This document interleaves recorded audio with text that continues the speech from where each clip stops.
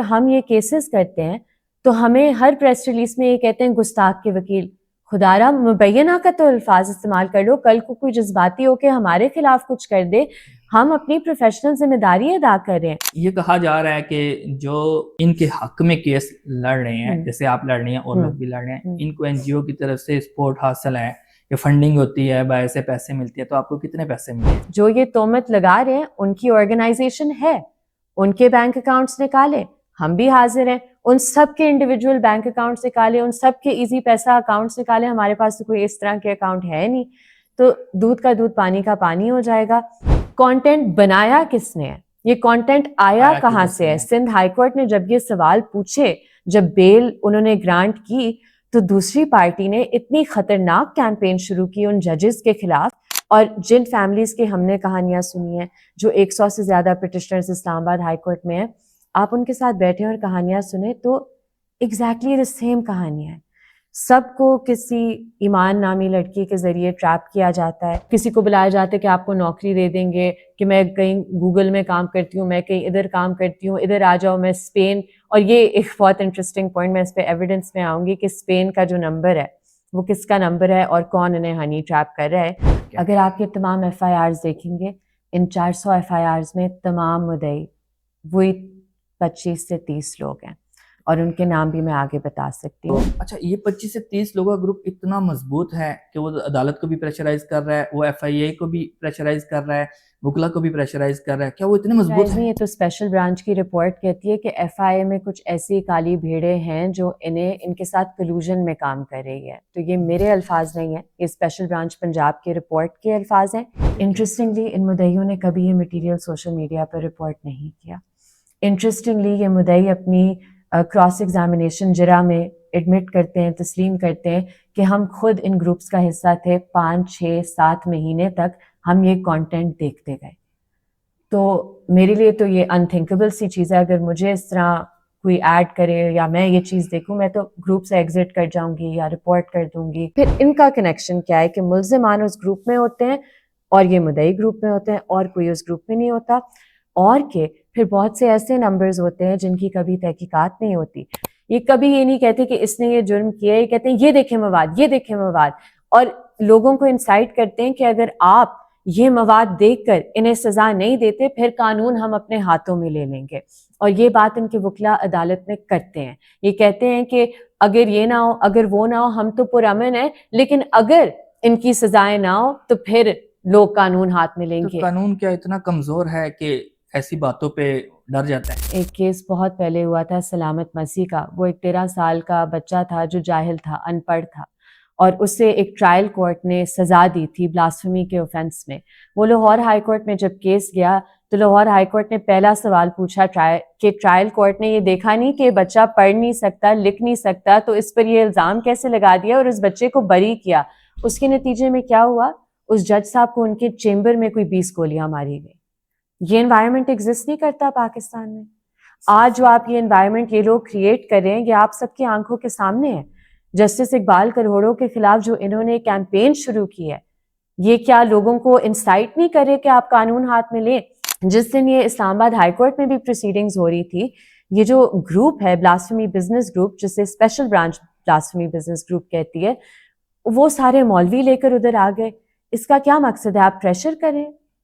اب آپ دیکھیں جو ادھر اسلام آباد میں مجوکا صاحب کی عدالت میں یہ کیسز چل رہے ہیں, کتنی انفیئر بات ہے کہ جو ملزمان ہیں وہ اپنی ٹرائلز نہیں دیکھ پا رہے, وہ اپنی ٹرائل سن نہیں پا رہے, اپنے ٹرائل کا حصہ نہیں بن پا رہے, کیونکہ انہوں نے اس طرح کا انوائرمنٹ بنا دیا ہے جج اور کورٹ اور فیملیز پر پریشر ڈالنے کے لیے کہ کوئی آئے گا تو ہم ماریں گے. بسم اللہ الرحمن الرحیم. السلام علیکم, میں ہوں خرم ابن شبیر اور آپ دیکھ رہے ہیں NN پوڈ کاسٹ.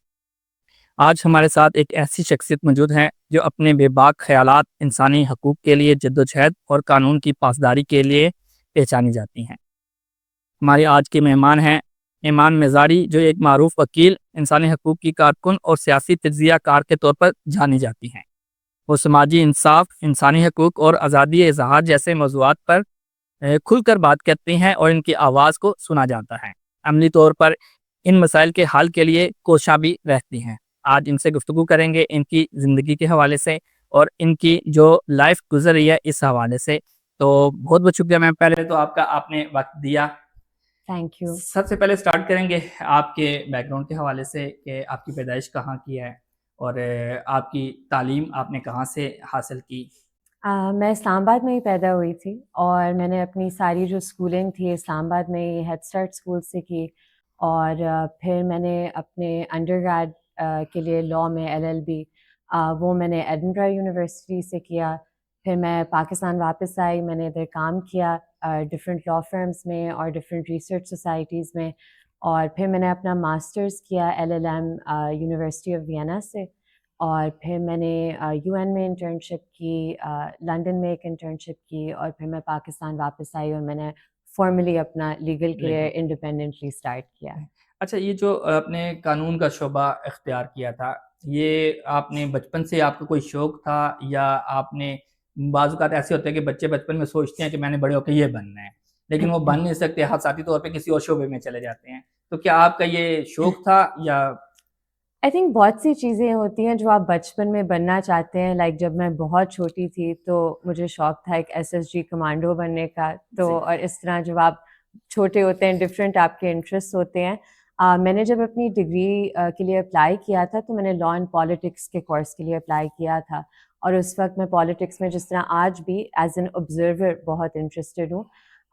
لیکن پھر میں نے ڈیسائیڈ کیا تھا کہ میں فارملی اسی کریئر پاتھ کو فالو کرنا چاہتی ہوں لاء میں, چاہے وہ اکیڈیمیا میں ہو یا چاہے وہ لٹیگیشن میں ہو. وہ ایک فیصلہ تھا جو میں نے کام کرنے کے بعد ڈیسائیڈ کیا کہ اب میں لٹیگیشن میں ہی رہنا چاہتی ہوں. اچھا, جو آپ کی والدہ ہیں شری مظاہرہ صاحبہ, ان کا اثر رہا آپ کی شخصیت پر سیاست کے اعتبار سے؟ آئی تھنک ڈیفینیٹلی آپ کے پیرنٹس کا, آپ کی ہوم انوائرمنٹ کا بہت اثر ہوتا ہے آپ کے کیریکٹر پر, آپ کی اپ برنگنگ پر, اور جو بھی آج میں ہوں میں اپنی پیرنٹس کی سپورٹ کی وجہ سے ہوں, ان کی انکریجمنٹ کی وجہ سے ہوں, کیونکہ انہوں نے کبھی مجھے پش نہیں کیا کہ آپ اس فیلڈ میں جائیں یا آپ یہ کرو. ہمیشہ مجھے یہ آزادی دی گئی تھی کہ میں خود اپنے لائف کو شیپ کروں, اپنے فیصلے خود لوں. کر لوں اس میں نا. اچھا, آپ نے جو انسانی حقوق کے لیے کام کیے ہیں بہت ساری جگہوں پہ, جو گمشدہ لوگ کہہ سکتے ہیں جبری طور پہ یا ایسے ہی, تو انسانی حقوق کے لیے آپ نے کام کا سلسلہ کب سے شروع کیا, یہ آپ کے ذہن میں کیسے آیا؟ آئی تھنک میرا انٹرسٹ یا میری اس پہ رائٹنگ پہلے سے تھی. میں آرٹیکلز لکھتی تھی, ٹی وی پر آتی تھی, پروٹیسٹ میں جاتی تھی, چاہے وہ اس وقت لائرز موومنٹ میں بھی. میں بہت چھوٹی تھی لیکن مجھے یاد ہے میں پارٹیسپیٹ کرتی تھی ادھر. تو آئی تھنک کہ یہ لائک ایک گریجول پروسیس ہوتا ہے, بٹ میرا انٹرسٹ ہمیشہ سے ہیومن رائٹس میں ہی رہا ہے. اور آئی تھنک جب میں واپس آئی تھی لائک 2017-18 میں, اس وقت میں نے کیونکہ لٹیگیشن والی اپنی پریکٹس ہیومن رائٹ سینٹرک شروع کی تھی, تو وہ آئی تھنک ایک مارکڈ پوائنٹ ہوگا جب سے یہ ہوا تھا. اچھا, کچھ سوال ہمارے رینڈملی ہوں گے, کچھ گھوم کے واپس آئیں گے. تو سلسلہ شروع کرتے ہیں. آپ کی جو وکالت ہے جس پہ آپ پاپولر, میں تو سمجھتا ہوں کہ وہاں سے زیادہ پاپولر ہیں آپ, تو اس میں کوئی ایسا کیس جو آپ کے لیے بہت سخت قسم کا رہا آپ کی لائف میں, وہ کون سا کیس ایسا تھا جس کو آپ نے چیلنج سمجھا؟ I think challenge in terms میں کہ جب آپ لٹیگیشن انڈیپینڈنٹ پریکٹس شروع کرتے ہیں تو ہر چیز آپ کے لیے بہت چیلنجنگ ہوتی ہے. آپ کو آج بھی بہت دفعہ مجھے محسوس ہوتا ہے کہ مجھے کچھ نہیں پتہ, میں نے سب کچھ سیکھنا ہے, کچھ نہیں آتا. تو یہ ایک پروسیس ہوتا ہے کہ جب آپ لٹیگیشن میں جاتے ہو اکیلے, تو بہت سی چیزیں آپ کو بہت جلدی اکیلے سیکھنی پڑتی ہیں. بٹ آئی تھنک کہ ان ٹرمز آف کہ کن کیسز نے مجھے بہت ڈیپلی امپیکٹ کیا ہے یا جن سے میں بہت زیادہ متاثر ہوئی ہوں یا جنہوں نے مجھے موٹیویٹ کیا ہے یہ کام کرنے کے لیے, وہ سارے وہ کیسز ہیں مسنگ پرسنس کے. چاہے وہ مدثر نارو کا کیس ہو جو 2018 میں جبراً لاپتہ ہوئے تھے, چاہے وہ ایک دو بھائیوں کا کیس ہے اسلام آباد ہائی کورٹ میں آج بھی وہ زیر سماعت ہے, زاہد اور صادق امین, جنہیں راول پنڈی سے آپ سوچیں ایک گھر سے دو لوگوں کو ون آفٹر دی ادر جبراً لاپتہ کیا تھا. اس طرح راشد حسین کا کیس ہے, عتیق الرحمان کا. اتنا ٹائم نہیں ہوگا جتنے میں کیسز کے نام آپ کو بتا سکتی ہوں اور لوگوں کے نام بتا سکتی ہوں. اسٹوڈنٹس ہیں, بلوچ اسٹوڈنٹس, ان کی جو پرٹیکولر پلائٹ ہے اس سے میں بہت متاثر ہوئی ہوں. سو آئی تھنک جو یہ انفورس ڈس اپیئرنسز کا ایشو ہے اس پر مجھے فیل ہوتا ہے کہ یہ میں جس وجہ سے کرتی ہوں یا جو میری موٹیویشن ہے وہ یہ ہے کہ فیملیز کو ٹروتھ پتہ چلے اور فیملیز کو انصاف ملے. اور انصاف ایک آپ کہہ دیں ایک ایمبیگیوس ٹرم ہے اس کانٹیکس میں, کیونکہ جس بندے کا پیارا لاپتہ ہوتا ہے اسے آپ کبھی انصاف دے نہیں سکتے.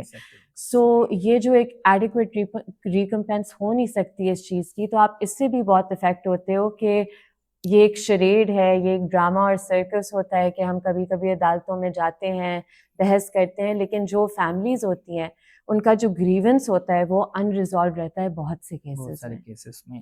اچھا, جو پاکستان میں انسانی حقوق کی صورتحال ہے, آپ اسے کس نظر سے دیکھتی ہیں کہ جو ابھی اس وقت موجود ہیں؟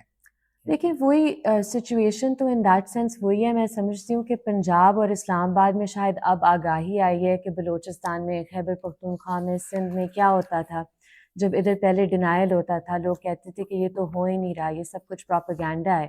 اور اس وقت آسمہ جہانگیر کہتی تھی کہ جب جبری گمشدگیاں آئیں گی پنجاب میں تو پھر پتہ چلے گا, پھر آپ کو پتہ چلے گا. اور اب پتہ چل رہا ہے لوگوں کو.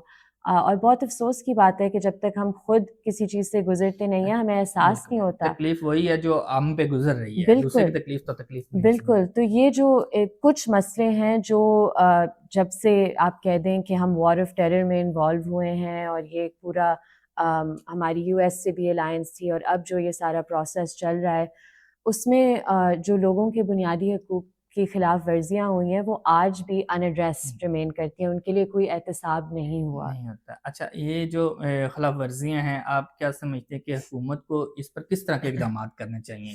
دیکھیں اقدامات تو بہت سمپل ہیں اور ہم اس پہ کوئی لمبی چوڑی بحث بھی نہیں کر سکتے, کیونکہ ہم دیکھتے ہیں عدالتوں میں, اگر میں جبری گمشدگیوں کے مسئلے کو لے لوں تو اس میں ہر دفعہ ہم دیکھتے ہیں عدالتیں فیڈرل گورنمنٹ کو ٹائم دیتی ہیں کہ جی ٹھیک ہے آپ نے کمیٹی بنا دی, آپ نے کمیشن بنا لیا, وزیر اعظم صاحب پیش ہو گئے, ہم آپ کو ٹائم دیتے ہیں.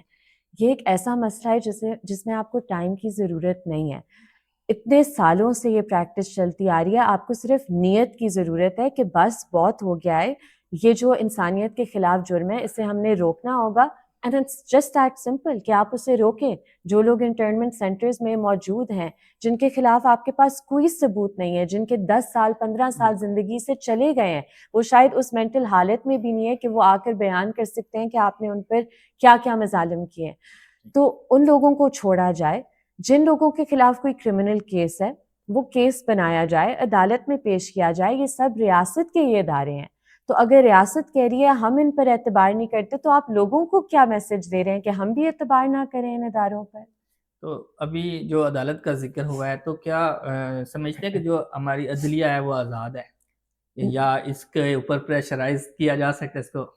دیکھیں عدلیہ آزاد تو بالکل نہیں ہے, اور آئی تھنک جو ابھی لوور کورٹس میں بھی ہو رہا ہے, اور یہ جو 26ویں ترمیم ہوئی ہے اس کے بعد آزاد نہیں ہے یا پہلے بھی آزاد پہلے بھی آزاد نہیں تھی, لیکن پہلے ایک آپ کہہ دیں کہ ریزسٹنس یا ایک ایڈہیرنس ٹو رول آف لا ہو رہی تھی کچھ عدالتوں سے. جس طرح آپ دیکھتے ہیں اسلام آباد ہائی کورٹ کے جو 6 ججز نے وہ خط لکھا تھا, ان کو کیوں لکھنا پڑا تھا؟ کیونکہ آپ اسٹیبلشمنٹ ان کے کام میں مداخلت کری تھی, اور جب مداخلت کری تھی تو ججز اپنے چیف جسٹس صاحب کے پاس گئے جو یہ سارے خط میں بیان ہیں, انہوں نے کچھ نہیں کیا, تو انہوں نے خط لکھا اور پھر یہ 26ویں آئینی ترمیم آ گئی. یعنی کہ یہ ایک ڈائریکٹ اسالٹ ہے جو ایک ریمننٹ تھی انڈیپینڈنس آف جوڈیشری کی, اس کے اوپر. اچھا, ابھی آپ کا جو ورک ہے وہ زیادہ تر جو ہے انسانی حقوق کے اوپر ہے, آپ ان کو تحفظ فراہم کرنے کے لیے کام کر رہے ہیں, تو کبھی ایسا ہوا کہ اس وجہ سے آپ پر دباؤ ہو, کوئی دھمکیاں وغیرہ ملی ہوں آپ کو؟ بالکل دھمکیاں ہوتی ہیں, جیل بھی جانا پڑا ہے, آگے بھی شاید جانا پڑے, اور بھی بہت تھریٹس ہوتی ہیں, لیکن ہم جو کام کرتے ہیں ہم اسے ایک مشن کے طور پر لیتے ہیں, اور ہمیں پتہ ہے کہ بہت خطرات ہیں وہ کام کرنے کے لیے, لیکن ہم نے بھی کل آگے جواب دینا ہے کہ جب ہم اس دنیا میں تھے کیا ہم نے جو ہمارے پاس صلاحیت تھی, جو ہمیں اللہ نے دیا تھا, کیا ہم نے اس کا استعمال کیا تھا, کیا ہم نے اپنے مفادات کے لیے زندگی گزاری تھی, یا کیا ہم نے لوگوں کی مدد کرنے کی کوشش کی تھی. تو آئی تھنک کہ ان تھریٹ سے ہمیں ڈرنا نہیں چاہیے. جب موت کا وقت کسی کا بھی لکھا ہوا ہے وہ لکھا ہوا ہے, اور جب آنا ہے سب کا آنا ہے, تو موت سے ہمیں ڈر نہیں لگتا. اور جو ہمارا کاز ہے ہمیں پورا یقین ہے کہ یہ ایک ایک رائچس کاز ہے, یہ ایک پرنسپلڈ اور جسٹ کاز ہے. بالکل ہونا تو یہ چاہیے کہ ڈبیٹ کر کے مسئلے کو سالو کرنا چاہیے, یہ مارنا مرنا جو ہے یہ تو بالکل. اچھا, ایز اے وکیل بہت سارے جو وکلاء ہیں وہ کسی نہ کسی خاص مقصد کے لیے پاپولر ہوتے ہیں, کوئی ایسے کیس ہوتے ہیں جس پہ وہ دلچسپی لیتے ہیں. تو اس طرح آپ کی دلچسپی کن کیسز میں زیادہ ہے کہ آپ ان کیس کو, فرض کریں 2 کیس آپ کو ملتے ہیں, تو آپ ان میں سے پہلے کس کیس کو لیں گے؟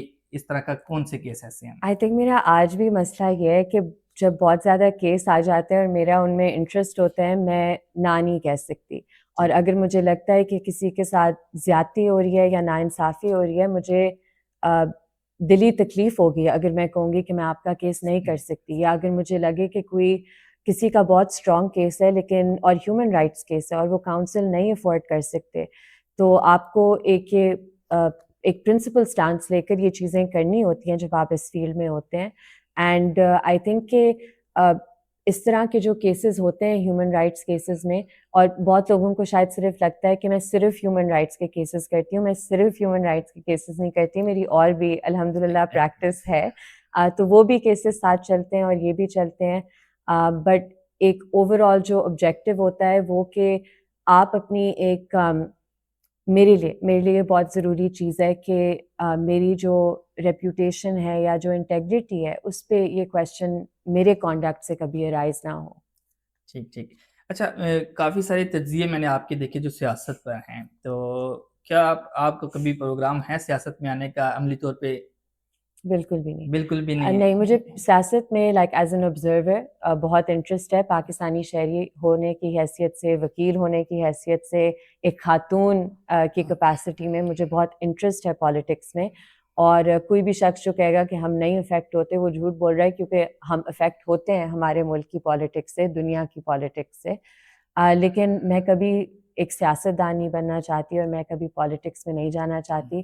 مجھے اپنا پروفیشن بہت پسند ہے اور مجھے اپنا جو یہ کام ہے اور یہ ٹریک ہے میں اس پہ ہی رہنا چاہتی ہوں. اچھا, جیسے آپ نے کہا کہ میں سیاست میں نہیں جانا چاہتی اور خواتین بھی سیاست میں نہیں جانا چاہتی, اس کی کیا وجہ ہے کہ کیا سیاست میں خواتین کے لیے مشکلات زیادہ ہیں یا چیلنجز زیادہ ہیں, یا اس وجہ سے نہیں جانا چاہتے ہیں؟ میرا ریزن یہ نہیں ہے, کیونکہ آئی تھنک میں نے دیکھا ہے اپنی والدہ کو, انہوں نے بھی سیاست کی ہے. بہت سی فیمیل پولیٹیشنس کی میں بہت رسپیکٹ کرتی ہوں جو ایک میل ڈومینیٹڈ فیلڈ میں بہت مشکل حالات میں اپنی سیاست کرتی ہیں, اپنا نام بناتی ہیں, ایک ایسے معاشرے میں جہاں انہیں ہمیشہ کنفائن کیا جاتا ہے یا ان کی کیریکٹر اساسینیشن, کردار کشی کی جاتی ہے. تو میں تو ان لوگوں کی بہت عزت کرتی ہوں, اور میری یہ وجہ نہیں ہے, میری وجہ یہی ہے کہ مجھے یہ پروفیشن پسند ہے. زیادہ پسند ہے. اصل میں سیاست کے علاوہ بھی, جیسے آپ نے بھی کہا کہ جیل جانا پڑ گیا, تو سیاست میں بھی بہت دفعہ جیل جانا پڑ جاتا ہے. بالکل, اور اس کام میں بھی جانا پڑتا ہے, تو جیل جانے سے ہمیں کوئی ایشو نہیں ہے. ہمیں پتہ ہے کہ آگے بھی جانا پڑے گا اور بھی مشکلات کا سامنا کرنا پڑے گا, اور انشاءاللہ ہم کریں گے. اچھا, عدالت کا بھی ہم نے سنا دیکھا بھی ہے کہ عدالت آزاد نہیں ہے, آپ نے بھی بتایا. میڈیا کے حوالے سے آپ کیا کہیں گے کہ کیا میڈیا آزاد ہے؟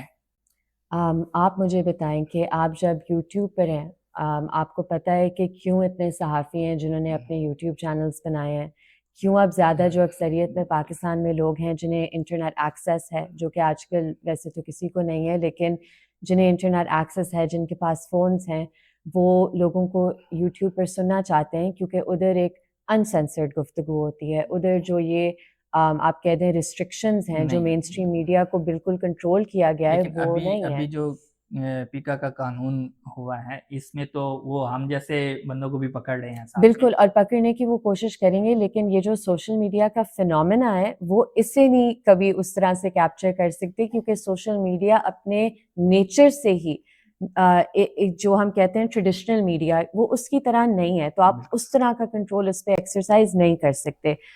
یہ بھی کہنا درست ہے کہ کوشش ہو رہی ہے کہ وہ کنٹرول ایکسرسائز, مطلب کہ جو آیا نا آرڈیننس, انہوں نے جو بل منظور کیا ہے, اس میں ایسا ہے کہ اب ہمارا جو چینل ہے ہمیں بھی اس کو رجسٹر کروانا پڑے گا. رجسٹر کروا کے پھر ان کے اختیار میں آئے گی ساری چیزیں, تو پھر اگر اس میں ہم کوئی اونچ نیچ کریں گے تو وہ ہمیں پکڑیں گے اس میں. اور یہی ایشو تھا, اگر آپ کو یاد ہو, جب 2015 میں یہ ڈبیٹ پیکا کی چل رہی تھی پارلیمنٹ میں, تو اس وقت اگر آپ پارلیمنٹ کے ڈبیٹس پڑھیں تو سب کہہ رہے تھے جو وہ بل لا رہے تھے کہ جی خواتین کی پروٹیکشن کے لیے, بچوں کی پروٹیکشن کے لیے 2016 میں قانون آ گیا.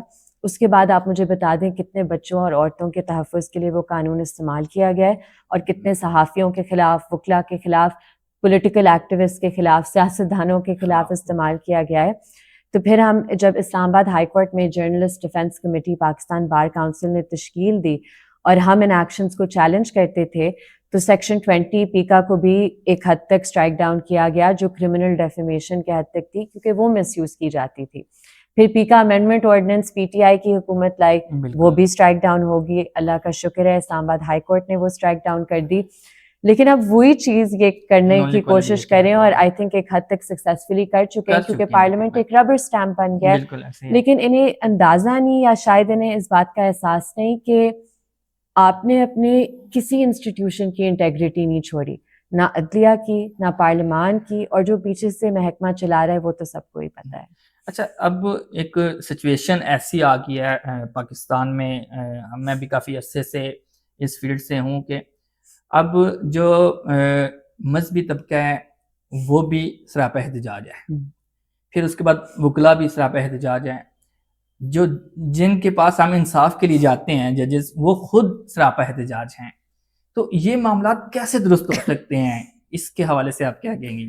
دیکھیں, درست ایک بہت آسان حل ہے, دو انفیکٹ حل ہے, کہ ایک جو تمام پولیٹیکل سٹیک ہولڈرز ہیں, جو تمام سیاسی جماعتیں ہیں, وہ ایک ٹیبل پر بیٹھیں اور وہ کچھ ریڈ لائنز ڈرا کریں, ایک نیا مساق جمہوریت بنائیں, کچھ پیرامیٹر سیٹ کریں کہ یہ وہ ایشوز ہیں جن پر بالکل بھی ہمارا ایک کنسنسس ڈیولپ ہو چکا ہے, کوئی مداخلت نہیں ہو سکتی.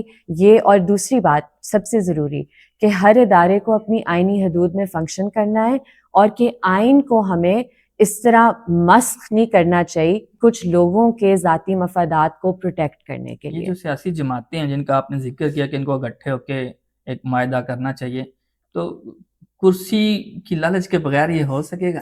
کرسی آ جائے, کل ان کے پاس نہیں ہوگی, کل وہ اسی جگہ میں ہوں گے. خان صاحب آئے تھے جس وقت, تو اس وقت آرمی بہت اچھی تھی. نہیں تھی, ان کا کانڈکٹ ان کے مطابق آرمی بہت اچھی تھی, جیسے ہی وہ ان کے کندھوں پر آئے تھے. ہاں جی, اب نون لیگ والے بھی تقریباً کہہ رہے ہیں کہ ہم آرمی کے ساتھ ہیں. بالکل, جو حکومت میں آنا چاہتا ہے وہ یہی کرتا ہے کہ وہ ان کے کندھوں پر. اگر وہ اسی طرح ہی کسی نہ کسی کو لے کے آتے رہیں گے تو پھر تو میرے خیال میں اس طرح کا کوئی معاہدہ ہونے کا چانس نہیں ہوگا. تو یہی تو بات ہے کہ سیاستدان کب یہ ایکسیپٹ کریں گے کہ جو ان کی اصل طاقت ہے وہ عوام کے ہاتھوں میں ہے, اسٹیبلشمنٹ کے ہاتھوں میں نہیں ہے. کیونکہ ابھی آپ دیکھ لیں, اس سارے سرکس کے باوجود جو 8 فروری کو کیا گیا تھا, pre election rigging, during election, post election, لیکن پھر بھی عوام نے, میں اس مینڈیٹ کے چاہے میں اس سے اختلاف کروں یا میں اسے اگری کروں اس کے ساتھ, لیکن وہ مینڈیٹ عوام نے دیا, اور آپ کی تمام سپریشن کے بجائے آپ عوام کا مائنڈ سیٹ نہیں چینج کر سکے. اور یہ ایک فیکٹ ہے پاکستان میں کہ جو سیاسی جماعت اسٹیبلشمنٹ کے ساتھ آؤٹ پر ہوتی ہے انہیں پاپولر سپورٹ حاصل ہوتی ہے, کیونکہ لوگوں کو پتہ ہے کہ کون اس ملک کو چلا رہا ہے اور وہ کیوں چند لوگوں کے مفادات کے لیے اس طرح چلایا جا رہا ہے ملک. اور آپ نے دیکھ لیا ہے, لوگ, آپ اگر ان ہیومن رائٹس ایشوز کو بھی سائڈ پہ کر دیں اور آپ اکنامک ایشوز کی بات کر لیں کہ ہماری جو اکانومی اس حال میں ہے, وہ بھی ایک بہت بڑی اس کی وجہ یہ ہے کہ ایک پیرلل اکانومی چل رہی ہے, اور اس پیرلل اکانومی کو پروٹیکٹ کرنے کے لیے ہمارے قوانین چینج کیے جاتے ہیں, ہمارا آئین چینج کیا جاتا ہے. اچھا, ایک اور چیز ہے ابھی جو ہماری ڈسکشن چل رہی ہے, اس کو تھوڑا سا چینج کرتے ہیں, کہ یہ جو نوجوان ہیں ہمارے ملک کے, پاکستان میں 60% سے زیادہ نوجوان ہیں, تو کیا یہ اس میں کوئی کردار ادا کر سکتے ہیں؟ حالانکہ میں نے جو چیزیں آبزرو کی ہیں, چاہے پی ٹی آئی کی حکومت ہے, نون لیگ کی یا پیپل پارٹی کی, جس کی بھی ہے, انہوں نے نوجوانوں کو استعمال کیا ہے, اور نوجوان اس چیز کو سمجھ نہیں سکے. جیسے ابھی دھرنے, پی ٹی آئی کی طرف سے دھرنے ہوئے, نوجوان آتے رہے کہ عادت نہیں رہی. تو کیا نوجوانوں کو متحرک کرنے کا کوئی ایسا طریقہ ہے کہ جس کی بیس پہ یہ تبدیلی کی طرف جائیں؟ آئی تھنک کہ اس ملک کے نوجوان جو ہماری پریویس جنریشن ہے اس سے بہت زیادہ سمجھدار ہیں, انہیں اپنے رائٹس کی بھی زیادہ اویئرنیس ہے, اور انہیں بھی اچھی طرح سے پتہ ہے کہ کون انہیں استعمال کر رہا ہے, کون نہیں استعمال کر رہا ہے. اور ابھی بھی جو یہ پی ٹی آئی کا پروٹیسٹ ہوا تھا, میرے لیے ضروری ہے یہ کہنا کہ جو لوگ ادھر آئے تھے وہ ایک ایک اپنے اصول کے لیے آئے ہوئے تھے, ایسے ہی ہے. اور بہت افسوسناک بات تھی, لیڈرشپ نے انہیں ابینڈن کیا. لیکن کل کو اور لوگوں کو بھی, یوتھ کو بھی یہ مشکلات کا سامنا کرنا پڑے گا کہ ریزسٹنس میں آبویسلی اس طرح کے چیلنجز ہوتے ہیں, لیکن یوتھ کو, میں ادھر کریڈٹ دیتی ہوں پی ٹی آئی کو, کہ پی ٹی آئی نے بہت زیادہ یوتھ کو موبلائز کیا, اور ان کا اویئرنیس کا لیول آئی تھنک میں جب امپریس ہوئی تھی الیکشن کے دوران تھا کہ ایسے انتخابی نشان ہی نہیں ہے. وہ ہم نے خود بھی دیکھا کہ کسی کو لوٹا ملا ہوا انتخابی نشان, کسی کو بینگن ملا ہوا ہے, اور سب کو پتا ہے, اور سب کو پتا تو پاکستانی عوام نے بہت آئی تھنک امپریس کیا ہے, اور بہت اپنی جو اپنا شعور ہے وہ دکھایا ہے سب کو, اور خاص کر اسٹیبلشمنٹ کو. اس کے پیچھے عمران خان کی جو سیاست تھی, اس پہ جب انہوں نے ایک بنایا تھا نوجوانوں کے لیے ٹائیگر فورس جو بنائی تھی, اس پہ بھی کافی انہوں نے ورک کیا تھا, کیونکہ اس کا طریقہ کار ہی یہی تھا کہ کوئی بھی کام کرے آپ گروپ میں شیئر کریں, پھر انہوں نے گروپنگ کر کے, یہ ایک اچھا اقدام تھا. اچھا, جو ہماری سیاست ہے اس میں سارے بزرگی ہوتی ہے, نوجوان نظر نہیں آتے, اور نوجوان تیار بھی نہیں ہو رہے, کسی طرح تیار نہیں ہو رہے. پہلے ایسا ہوتا تھا کہ یونینز بنی ہوئی ہوتی تھی, تنظیمیں ہوتی تھی کالجوں میں, اس کی پابندی لگا دی تھی مشرف کے دور میں. تو آپ کیا سمجھتی ہیں کہ ان کو بحال ہونا چاہیے؟ ان کے حوالے سے آپ کیا کہیں گے؟ بالکل, اسٹوڈنٹ یونینز کو بحال ہونا چاہیے, تمام یونینز ایگزسٹ کرنے چاہیے, کیونکہ یونینز ایک بہت افیکٹو ٹول ہوتے ہیں پروٹیکشن کے ان لوگوں کے لیے جو ادروائز اس کلیکٹیو کے باہر انڈیویجولی اپنی رائٹس نہیں اسرٹ کر سکتے. اچھا, سوشل میڈیا جو ہے اس پہ ہم بات کرتے ہیں تھوڑا سا, کہ ابھی جو حکومت ہے اس کو سوشل میڈیا سے خطرہ ہے, اور اس کے خطرے کی ایک وجہ یہ بھی ہے کہ پی ٹی آئی نے سوشل میڈیا کو بڑے اچھے طریقے سے استعمال کیا ہے. تو آپ کیا سمجھتی ہیں کہ سوشل میڈیا ایک اچھی چیز ہے یا خطرناک چیز ہے؟ ہر چیز میں اچھائی بھی ہوتی ہے, برائی بھی ہوتی ہے. سوشل میڈیا پاکستان میں ایک ایسا ٹول ہے جسے انفارمیشن کے لیے استعمال کیا جاتا ہے, اور میں اگر اس سے سب سے زیادہ بینیفیشیل ایک کانٹیکس میں سمجھتی ہوں, وہ کانٹیکسٹ ہے جہاں پیریفریز کے لوگ, جو ہم کہتے ہیں بلوچستان میں, خیبر پختونخوا میں, ان لوگوں کو آواز دی ہے سوشل میڈیا نے جن کی آواز مین اسٹریم میڈیا پر نہیں آتی تھی. تو اس حوالے سے جو بہت سے یہ ریاست مظالم کری ہے ان علاقوں میں جن کا کبھی آپ کبھی نہیں سنیں گے مین اسٹریم پر, کہ پارا چنار میں روڈز بند تھی, لوگ دوائیوں کی ایبسنس کی وجہ سے فوت ہو رہے تھے, کیا ادھر سچویشن تھی, لوگوں کے سر کاٹے جا رہے تھے. مین اسٹریم میڈیا پر اس طرح کی رپورٹنگ نہیں ہوتی, تو سوشل میڈیا اس نظر سے مجھے ایک بہت پازیٹیو چیز لگتا ہے. اچھا, نوجوان نسل جو ہے یہ انسانی حقوق یا جمہوری جدوجہد کے لیے ان کو کیسے ہم قائل کر سکتے ہیں یا ان کو تیار کر سکتے ہیں؟ آئی تھنک کہ بہت سے جو ہماری یوتھ ہے وہ آلریڈی اس چیز پر ایکٹیو ہے. بہت سی یوتھ ہے جو آگے آ رہی ہے, چاہے وہ وکلا ہوں, چاہے وہ صحافی ہوں. بہت سے نوجوان صحافی ہیں جو بہت بہادری سے اپنا کام کریں ہیں, سچ تک پہنچنے کی کوشش کریں ہیں. بہت مشکل حالات میں لوگ پاکستان میں کام کریں. تو مجھے لگتا ہے ایک جو ضرورت ہے وہ یہ ہے کہ ابھی ہر شخص یا ہر گروپ اپنے سائلوز میں کام کر رہا ہے, اور ہمیں ضرورت ہے کہ کچھ, جیسے میں نے کہا, موٹے نقطے ہوتے ہیں, مین پوائنٹس آف کنسنسس ہوتا ہے, اس پہ ہر گروپ کو اکٹھے بیٹھ کر ایک, جس طرح ہم کہتے ہیں نا, ایک براڈ کنسنسس شیپ کرنا چاہیے اور اسے ایک نیشنل ایجنڈا میں تبدیل کرنا چاہیے. اچھا میم, میں اب ذرا اس پوڈ کاسٹ کو تھوڑا سا موو کرنے کی کوشش کروں گا.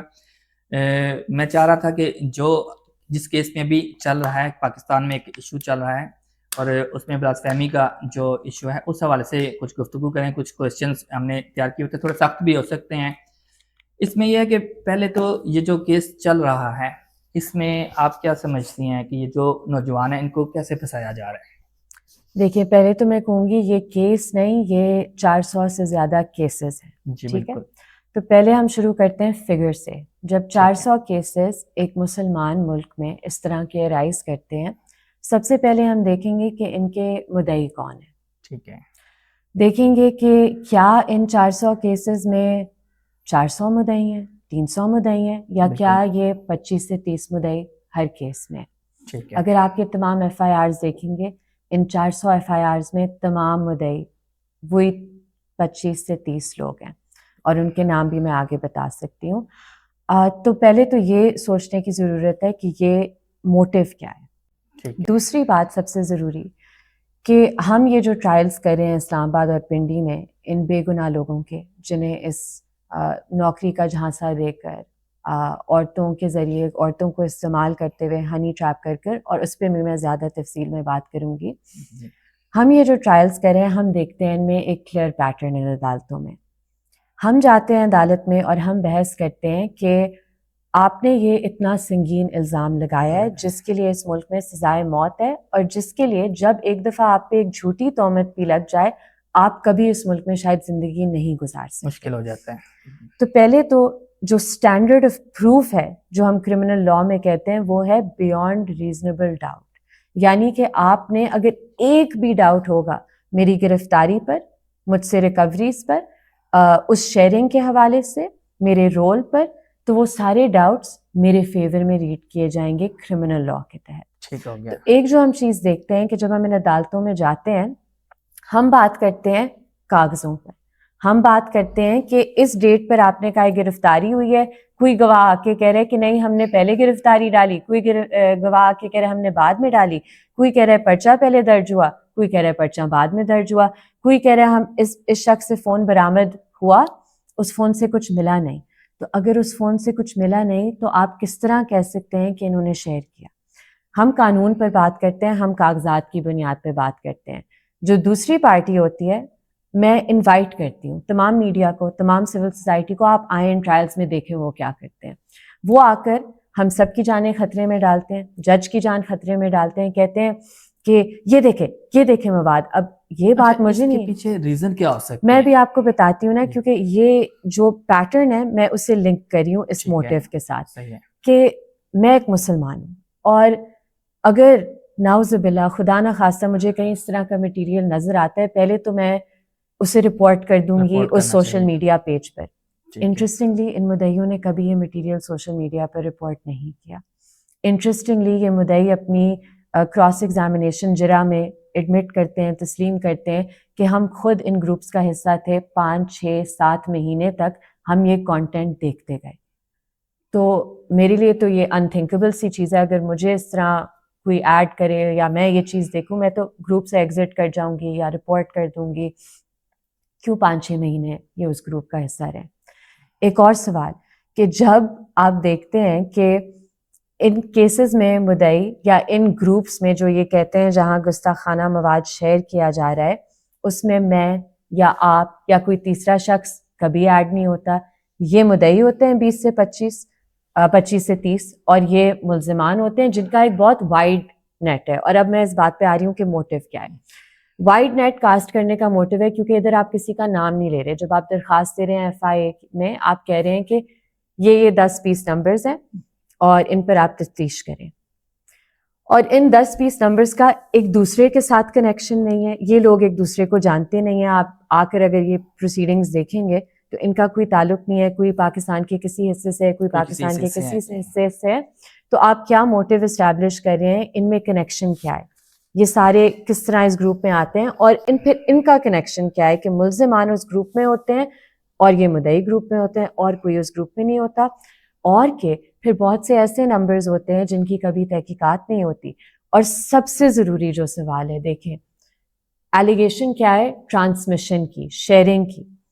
کانٹینٹ بنایا کس نے ہے, یہ کانٹینٹ آیا کہاں سے ہے؟ سندھ ہائی کورٹ نے جب یہ سوال پوچھے, جب بیل انہوں نے گرانٹ کی, تو دوسری پارٹی نے اتنی خطرناک کیمپین شروع کی ان ججز کے خلاف.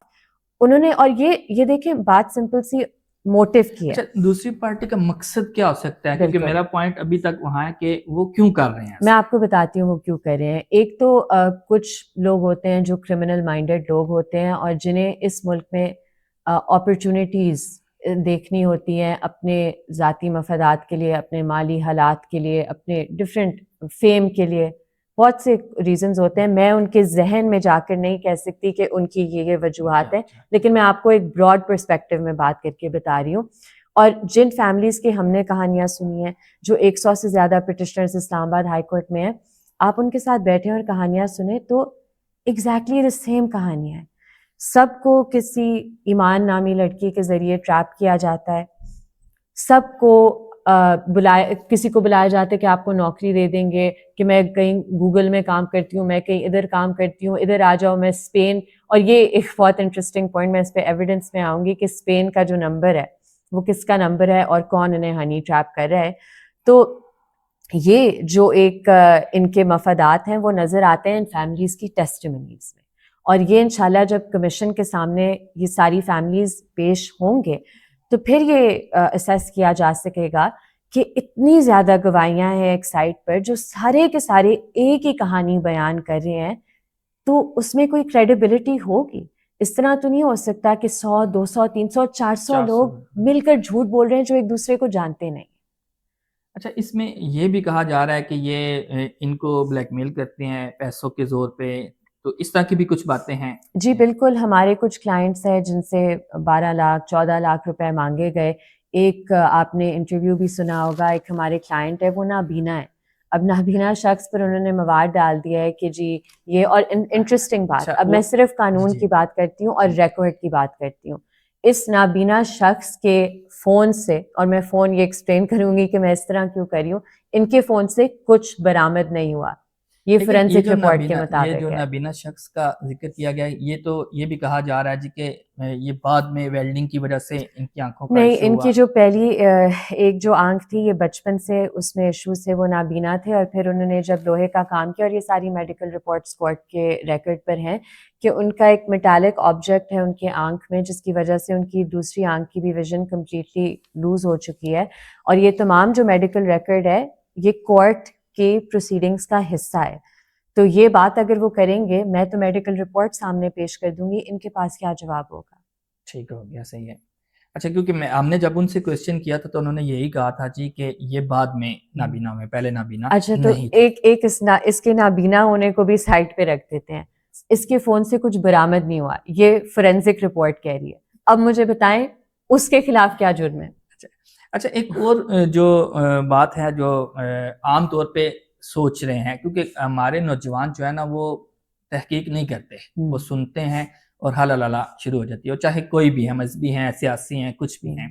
لیکن ابھی اس پہ نا ایک میرے جیسے لوگ کچھ یہ سوچتے ہیں کہ اگر وہ یہ کام کر رہے ہیں, کچھ بندوں کو وہ مطلب کہ بلیک میل کر رہے ہیں یا ان کو پکڑنے کی کوشش کر رہے ہیں, جیسے 400 کے قریب فیملیز جو ہیں اس میں ہیں, تو یہ جو 400 کے قریب فیملیز ہیں ان کو وہ یہ کیس خود لڑ رہے ہیں نا ان کے, تو وہ جو فیملیز ہیں ان سے کیا یہ کوئی پیسے بھی لے رہے ہیں؟ جی کچھ لوگوں سے پیسے لیے ہیں, جیسے اس کا کوئی میں پروف ہے اس پہ؟ دیکھیں آپ کو بھی پتہ ہے جب پیسے دیتے ہیں وہ لوگ گواہی دیں گے, اور وہ لوگ اب یہ چیزیں جب ایویڈنس کمیشن کے سامنے پیش ہوگا تو ہر بندہ گواہی دے گا. صاحب کا میں نے کیا تھا پوڈ کاسٹ, راؤ عبد الرحیم صاحب کا, سوری نام غلط لے لیا تھا, ان سے بھی میں نے یہ سوال کیا تھا. تو میں نے کہا تھا کہ آپ پہ یہ بلیم ہے کہ آپ بلیک میل کرتے ہیں پھر پیسے لیتے ہیں. وہ کہتے ہیں جی کہ کوئی ایک بندہ آپ لے آئیں جو بندہ یہ کہے کہ میں نے پیسے لیے ہیں. تو آپ نے شاید ان کے انٹرویوز نہیں دیکھے جو فیملیز اسلام آباد ہائی کورٹ کے باہر کھڑی ہو کے کہہ رہی تھی ہم سے اتنے پیسے مانگے, ہم سے اتنے پیسے مانگے. میں یہ نہیں کہہ رہی کہ ہر شخص سے پیسے مانگے, میں کہہ رہی ہوں کہ جو فیملیز نے گواہی دی ہے کہ ہم سے پیسے مانگے گئے, ان کی بات میں کوئی تو وزن ہوگا. اور میں آپ کو ایک ایگزامپل دیتی ہوں غلط انٹریپمنٹ کا. اب کیونکہ یہ ٹرائل میں چیزیں چل رہی ہیں, اور اس لیے میں بار بار کہتی ہوں سب آئیں اور یہ ٹرائلز دیکھیں, سب آئیں اور کورٹ کا ریکارڈ دیکھیں. یہ ایک کیس ہے جس میں ہم پیش ہو رہے ہیں, اس میں یہ کہانی ہے اور یہ ان کی ورژن ہے کہ ایک شخص تھا کراچی سے, اس نے اس طرح کا گستاخانہ مٹیریل شیئر کیا, اسے ایف آئی اے نے بلایا, وہ ایف آئی اے کے پاس گیا, ادھر ایف آئی اے نے اسے رکھ لیا, اس پر تشدد کیا, راؤ گروپ نے اس پر تشدد کیا ادھر. اور یہ NCHR کی جو رپورٹ ہے اس میں بہت سے لوگوں نے ٹیسٹمنی دی ہوئی ہے کہ ان پر کس نے تشدد کیا, کہاں تشدد کیا, اور کس طرح ایک ڈیمیننگ اور ہیومیلیٹنگ ٹریٹمنٹ انہیں میٹ آؤٹ کی گئی. اور بھی ضروری کہ ان کے فونز لیے گئے, اس سے پہلے کہ اس کی کوئی رپورٹ ہوتی یا اس کا کوئی فورینسک ہوتا, فونز ان سے لیے گئے تھے. تو یہ ساری ٹیسٹمنی جب اویلیبل ہے NCHR کی رپورٹ میں, تو اس بچے نے بھی یہی ایک گواہی دی تھی کہ جی اس طرح ہوا تھا. اور پھر اس کا جو بھائی ہے وہ, اب یہ سنیں, یہ کہانی سنیں, یہ بھائی آتا ہے اس کا کراچی سے, اور وہ اپنے بھائی کی حالت دیکھ کے کہتا ہے کہ یہ تو مر جائے گا اگر اس پہ اور تشدد کیا. تو اس نے ایف آئی اے سے ہاتھ جوڑ کے کہا آپ جو کرنا چاہتے ہیں میرے ساتھ کر لیں, میرے چھوٹے بھائی کو چھوڑ دیں کیونکہ وہ مر جائے گا. ایف آئی اے نے کہا ٹھیک ہے آپ ہمیں کنفیشن لکھ کر دے دیں. اس نے کنفیشن لکھ کر دی, اس بھائی چھوٹے بھائی کو بری کیا گیا, عدالت کا آرڈر ہے اسے بری کرنے میں, اور مدعی آ کے کہتے ہیں مجھے کوئی اعتراض نہیں ہے, اور دوسرے بچے کو آپ رکھ لیتے ہیں. تو یہ کس طرح کی انٹریپمنٹ ہے؟ آپ نہیں تو آپ سے, یہ کون سا قانون ہے؟ اچھا اس میں دیکھیں کچھ ایسی چیزیں ہیں کہ 400 سے زیادہ لوگ جو ہیں اس چیز پہ انوالو ہیں, ان میں سے بہت ساروں کو سزائیں بھی ہوئی ہیں, بہت ساروں کو سزائے موت بھی ہوئی, کچھ لوگوں کو سزائے موت بھی ہوئی ہیں, کچھ ابھی تک وہ گرفتار بھی ہیں. اب آپ نے کہا کہ یہ 25 سے 30 لوگوں کا گروپ ہے جو, اچھا یہ 25 سے 30 لوگوں کا گروپ اتنا مضبوط ہے کہ وہ عدالت کو بھی پریشرائز کر رہا ہے, وہ ایف آئی اے کو بھی پریشرائز کر رہا ہے, وکلا کو بھی پریشرائز کر رہا ہے, کیا وہ اتنے مضبوط ہیں؟ دیکھیں ایف آئی اے کو پریشرائز نہیں, یہ تو اسپیشل برانچ کی رپورٹ کہتی ہے کہ ایف آئی اے میں کچھ ایسی کالی بھیڑیں ہیں جو ان کے ساتھ کلوژن میں کام کر رہی ہے. تو یہ میرے الفاظ نہیں ہیں, یہ اسپیشل برانچ پنجاب کے رپورٹ کے الفاظ ہیں, یہ national commission of human rights کے الفاظ ہیں. ان رپورٹس کی ایک کریڈیبلٹی ہے, ان کی ایک سینکٹیٹی ہے. اور یہ جو 400 لوگ الیجڈلی اس میں انوالوڈ ہے, اگر ہم سزاؤں کی پہلے بات کریں, یہ جو انوائرمنٹ عدالتوں میں ہے, میں پھر سے کہتی ہوں آپ آ کر دیکھیں کہ یہ کیا کرتے ہیں عدالتوں میں. یہ کبھی یہ نہیں کہتے کہ اس نے یہ جرم کیا, یہ کہتے ہیں یہ دیکھیں مواد, یہ دیکھیں مواد, اور لوگوں کو انسائٹ کرتے ہیں کہ اگر آپ یہ مواد دیکھ کر انہیں سزا نہیں دیتے پھر قانون ہم اپنے ہاتھوں میں لے لیں گے. اور یہ بات ان کے وکلا عدالت میں کرتے ہیں, یہ کہتے ہیں کہ اگر یہ نہ ہو, اگر وہ نہ ہو, ہم تو پرامن ہیں, لیکن اگر ان کی سزائیں نہ ہو تو پھر لوگ قانون ہاتھ میں لیں گے. قانون کیا اتنا کمزور ہے کہ ایسی باتوں پہ ڈر جاتا ہے؟ تو میں آپ کو ایک مثال دے دیتی ہوں. ایک کیس بہت پہلے ہوا تھا سلامت مسیح کا. وہ ایک 13 سال کا بچہ تھا جو جاہل تھا, ان پڑھ تھا, اور اسے ایک ٹرائل کورٹ نے سزا دی تھی بلاسفیمی کے اوفینس میں. وہ لاہور ہائی کورٹ میں جب کیس گیا تو لاہور ہائی کورٹ نے پہلا سوال پوچھا کہ ٹرائل کورٹ نے یہ دیکھا نہیں کہ بچہ پڑھ نہیں سکتا, لکھ نہیں سکتا, تو اس پر یہ الزام کیسے لگا دیا اور اس بچے کو بری کیا. اس کے نتیجے میں کیا ہوا, اس جج صاحب کو ان کے چیمبر میں کوئی 20 گولیاں ماری گئی. یہ انوائرمنٹ ایگزسٹ نہیں کرتا پاکستان میں. آج جو آپ یہ انوائرمنٹ یہ لوگ کریٹ کر رہے ہیں, یہ آپ سب کی آنکھوں کے سامنے ہے. جسٹس اقبال کروڑوں کے خلاف جو انہوں نے کیمپین شروع کی ہے, یہ کیا لوگوں کو انسائٹ نہیں کرے کہ آپ قانون ہاتھ میں لیں؟ اگر آپ یہ کہتے ہیں کہ کسی نے نعوذ باللہ ایسا جرم کیا ہے, آپ عدالت میں ثابت کریں. آپ لوگوں پر پریشر ڈال کے, لوگوں کی جانیں خطرے میں ڈال کر اس طرح اپنے فیورٹ ورڈکٹس نہیں لیں. آپ پریشر نہ اس طرح کریں لوگوں پر. اب آپ دیکھیں کہ جس دن یہ اسلام آباد ہائی کورٹ میں بھی پروسیڈنگز ہو رہی تھی, یہ جو گروپ ہے بلاسفیمی بزنس گروپ, جسے special branch blasphemy business group کہتی ہے, وہ سارے مولوی لے کر ادھر آ گئے. اس کا کیا مقصد ہے؟ آپ پریشر کریں. اب آپ دیکھیں جو ادھر اسلام آباد میں مجوکا صاحب کی عدالت میں یہ کیسز چل رہے ہیں, کتنی انفیئر بات ہے کہ جو ملزمان ہیں وہ اپنی ٹرائلز نہیں دیکھ پا رہے, وہ اپنی ٹرائل سن نہیں پا رہے, اپنے ٹرائل کا حصہ نہیں بن پا رہے, کیونکہ انہوں نے اس طرح کا انوائرمنٹ بنا دیا ہے جج اور کورٹ اور فیملیز پر پریشر ڈالنے کے لیے کہ کوئی آئے گا تو ہم ماریں گے. یہ جس طرح کے نعرے لگاتے ہیں عدالت میں, ابھی لوگ مبینہ کا تو لفظ استعمال کر لیں, ڈیو پروسیس تو فالو ہونے دیں. اس طرح تو نہیں ہو سکتا کہ جن لوگوں کا آپ سوچیں, میں قانون کی بات کرتی ہوں, ایک شخص 2 سال سے جیل میں ہے, 2 سال 4 مہینے سے جیل میں ہے. قانون کیا کہتا ہے؟ قانون کہتا ہے کہ اگر اس کی ٹرائل نہیں کنکلوڈ ہوئی, وہ انٹائٹلڈ ہے بیل کا, کہ اسٹیچوٹری گراؤنڈ پہ اس کی بیل بنتی ہے. بعد میں آپ فیصلہ کر لیں, وہ ٹرائل نہیں رکتی بیل سے. ٹرائل میں آپ فیصلہ کر لیں کہ یہ گلٹی ہے, ناٹ گلٹی ہے, لیکن اس کی ضمانت قانون کے مطابق بنتی ہے. ہم نے ضمانت فائل کی, نیچے سے ریجیکٹ ہوئی, ہم اوپر ہائی کورٹ گئے, ہائی کورٹ نے کہا انہوں نے آپ کی ضمانت پہ صحیح فیصلہ نہیں دیا, ہم واپس بھیج رہے ہیں. یہ پنگ پونگ کی طرح لوگوں کے ساتھ کھیل رہے ہیں, لوگوں کی زندگیوں کے ساتھ, کیونکہ لوگوں میں ہمت نہیں ہے کہ سچ پر کاغذات کی بنیاد پر فیصلے کریں, نہ کہ کسی کے پریشر میں آ کر. جو آپ نے بات کی 25 سے 30 لوگوں کی, ابھی میرے ذہن میں تو وہی رکی ہوئی ہے کہ وہ ایک تو اسٹرانگ بھی ہے, دوسرے کہ ان کے خلاف کوئی ثبوت نہیں ہے کہ بندہ 25 سے 30 پورے پاکستان میں سے 25 کے 30 لوگ ایسے ہیں جو عدلیہ کو بھی دباؤ میں لے آ رہے ہیں.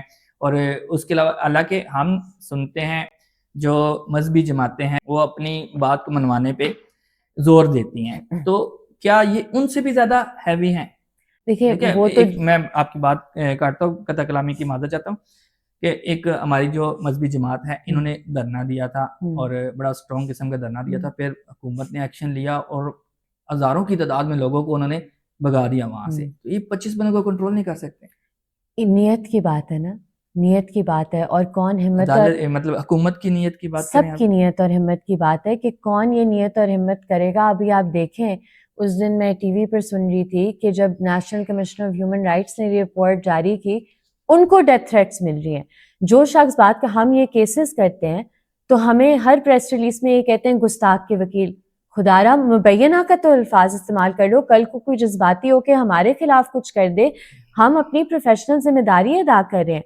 लेकिन ये हमेशा इसी तरह का जो एक इन्वायरमेंट होता है, इसीलिए होती है, और आप NCHR की रिपोर्ट में भी ये पढ़ लें कि वकील ये केसेस क्यों नहीं करते। बहुत कम वकील हैं, एक दो के वकील हैं जो ये केसेस करते हैं, क्योंकि ये केस करना आपकी जिंदगी, हम सबकी जिंदगी खतरे में डालती है। वो फैमिलीज की जिंदगी उनके इलाकों में खतरे में डाली जाती हैं। ये लोग जाकर ऐलान करवाते हैं उधर कि जी हमें चंदा दें, अपने बच्चों पर कंट्रोल रखें, धमकाते हैं। बहुत से ऐसे सबूत हैं और हम वो सारे सबूत कमीशन में पेश करेंगे। अच्छा, मैं इसको थोड़ा वाइंड अप करने की तरफ भी आता हूँ। एक दो सवाल और हैं, वो भी सख्त किस्म के ही होंगे आपसे, कि ये कहा जा रहा है कि जो इनके हक में केस लड़ रहे हैं, जैसे आप लड़ रही हैं और लोग भी लड़ रहे हैं, इनको NGO की तरफ से सपोर्ट हासिल है या फंडिंग होती है, ऐसे पैसे मिलती है, तो आपको कितने पैसे मिले हैं इस हवाले से? देखिए, हम जो अक्सरियत में ये केसेस करें, हम प्रो बोनो करें, और मेरे खाविंद के बैंक स्टेटमेंट्स हाजिर हैं। हमारे सारे जो टैक्स डिक्लेरेशंस हैं वो पब्लिक हैं, आप ले लें, देख लें, किसी को चाहिए पढ़ना है, देखना है।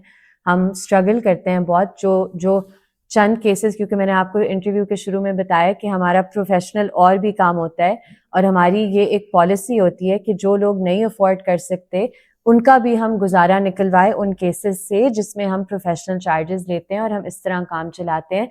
हमारे लिए भी मुश्किल होता है, कभी कभी एंड ऑफ द मंथ में हमारे बैंक अकाउंट में भी पैसे ख़त्म हो जाते हैं, क्योंकि एक्सपेंसेस बहुत ज़्यादा होते हैं इन ट्रायल्स में। तो हम हाजिर हैं इधर, अगर कमीशन, ये वैसे तो हम पर केस नहीं है, लेकिन अगर कमीशन कहती है, हम हाजिर हैं, हम हर इदारे के सामने हाजिर हैं। बैंक स्टेटमेंट्स हैं, हमारा कोई NGO नहीं है, लेकिन जो ये तोहमत लगा रहे हैं उनकी ऑर्गेनाइजेशन है, उनके बैंक अकाउंट्स निकाले, हम भी हाजिर हैं। उन सब के इंडिविजुअल बैंक अकाउंट्स निकाले, उन सब के इजी पैसा अकाउंट्स निकाले। हमारे पास तो कोई इस तरह के अकाउंट है नहीं, तो दूध का दूध पानी का पानी हो जाएगा।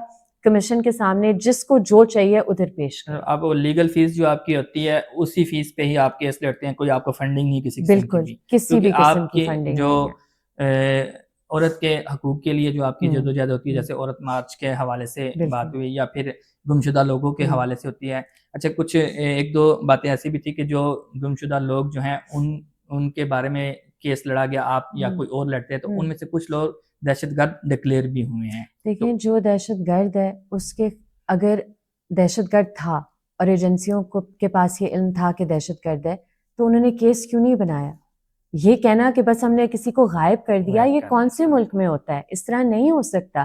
कोई दहशतगर्द है, अदालत में पेश करके ट्रायल चलाएं, हमें कोई एतराज नहीं है उस बात पे, लेकिन किसी को लापता करके कत्ल करके कहना ये दहशतगर्द है, इस पे सवाल उठेंगे। अच्छा, बैंक स्टेटमेंट की जो बात चल रही थी उसमें मेरे ज़हन में एक सवाल आ गया कि पिछले दिनों कुछ अर्सा पहले कुछ रेडी वाला था, कोई जूस वाला था, उनके अकाउंट में करोड़ों के हिसाब से पैसे थे, तो ये कहा गया था जी कि ये कोई पावरफुल शख्सियत है, वो पैसे इनके नाम पे मंगवाती है। तो क्या आपकी तरफ से भी ऐसा तो नहीं है कि किसी के नाम पे पैसे मंगवाए गए हों? मैंने इस केस का असल में सुना नहीं है जिसका आप जिक्र कर रहे हैं, लेकिन जैसे मैंने कहा जरदारी दौर में ये चीजें आई जी थी। जी, उस टाइम पे मुझे लगा आप अभी की एक बात पुरानी करें कि बात कर रहा अभी हूं कि कोई उसमें रिसेंट मतलब केस ऐसा है था कि फर्ज कि करें मैंने मैं कहा हूं, कि मैंने सुना नहीं है इस जैसे केस मैं के हूं बारे तो में। मैं पैसे लूंगा तो मैं खुद नहीं लूंगा, मैं अपने पार्टनर को या किसी देखिए, को कह जिससे दूंगा भी कि हम इधर सारे हाजिर हैं, मतलब और आपके लिंक हमारे में जितने बंदे हैं उन सारों को देखिए हम कर हमारी सकते हैं। आप देख लें, हम क्योंकि मैं खसूसन मेरी वालदा की वजह से और मेरे अपने काम की वजह से मैं पब्लिक आई में काफ़ी देर से हूँ। जो मेरा एक लाइफस्टाइल था वही लाइफस्टाइल है, मेरी ज़िंदगी नहीं चेंज हुई, मेरी जो अर्निंग है वो नहीं चेंज हुई। ये चीज़ें एक कंसिस्टेंट पैटर्न पे मैं इस्टेब्लिश कर सकती हूँ किसी जगह पर, लेकिन क्या वो लोग ये इस्टेब्लिश कर पाएंगे, ये सवाल है। और जब कमीशन बुलाएगी तो हम देख लेंगे कि कौन इस्टेब्लिश कर सकता है कि उनके पैसे कहाँ से आ रहे हैं। हम तो हर चीज़ के लिए, क्योंकि मुझ पर तो 2023 में एक टेरर फाइनेंसिंग का पर्चा काटा गया था और किसी ने मुझ पे एलिगेशन उस पर्चे में लगाई थी कि ये पैसे लेती है होटल्स के लिए, रेस्टोरेंट के लिए। میں نے تو پولیس کو اپنی ساری بینک اسٹیٹمنٹس دی ہوئی ہیں, اور پولیس والے خود حیران ہوتے ہیں دیکھ کے کہ وہ تو یہ الزام لگا رہے ہیں اور آپ کے اکاؤنٹ میں تو نکلا کچھ نہیں ہے. تو دیکھ لیں, ہم ادھر حاضر ہیں, ہم کہیں نہیں جانے والے, اور نہ ہی ہمارے پاس کوئی اسپین کا نمبر ہے. صحیح. اچھا, یہ جو ایشو ہے, یہ بلاسفیمی کا جو ایشو ہے, اس کو ایک ایز اے مسلم اور ایز اے پاکستانی, میں یا میرے جیسے بندے یا اور جو بندے جو اس حوالے سے دیکھتے ہیں, تو ان کے لیے آپ کیا ایک راستہ متعین کریں گی کہ جس کو وہ اس کو آبزرو کر سکے کہ ہاں یہ غلط ہو رہا ہے یا صحیح ہو رہا ہے؟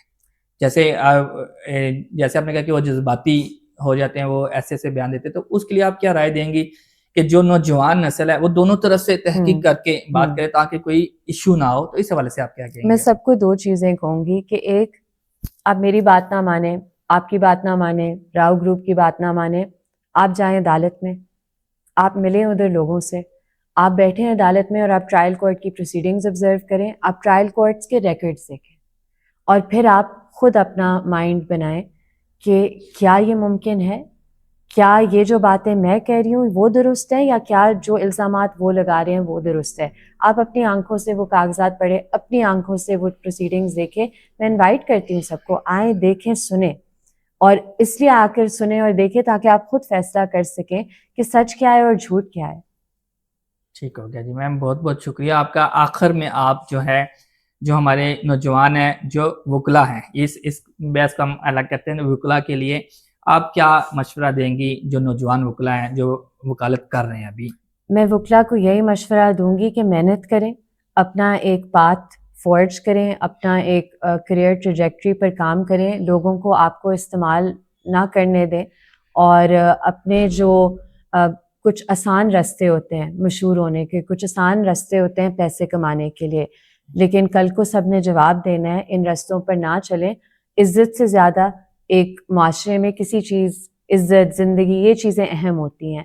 تو ان پرنسپلز کو مد نظر رکھتے ہوئے اپنی وکالت کریں, اور وکیلوں کا یہ کام ہوتا ہے کہ وہ قانون کے ساتھ کھڑے ہوں, نہ کسی کے ذاتی مفادات کے لیے. تو وہ قانون کے لیے کھڑے ہوئیں, اور انشاءاللہ تمام جو وکیل اس ٹریک پہ چلتے ہیں, جو قانون اور آئین کی بالادستی کی بات کرتے ہیں, ان کا بہت برائٹ فیوچر ہوگا اس ملک میں. بہت شکریہ میم آپ کا, آپ نے اپنا قیمتی وقت ہمارے لیے نکالا. یہ تھی ایمان مزاری صاحبہ, جن سے ہم نے کافی سخت سوالات بھی کیے, اور ادھر آنے سے پہلے میں تھوڑا سا کنفیوز بھی تھا, لیکن یہاں آ کے کافی سارے مسئلے کلیئر بھی ہوئے. تو میں خود بھی یہ رائے دوں گا کہ دونوں طرف کی بات سن کے اپنی رائے قائم کریں, یک طرفہ بات سن کے رائے قائم نہ کریں. اجازت چاہوں گا, اگلے پروگرام میں پھر ملیں گے. اللہ حافظ.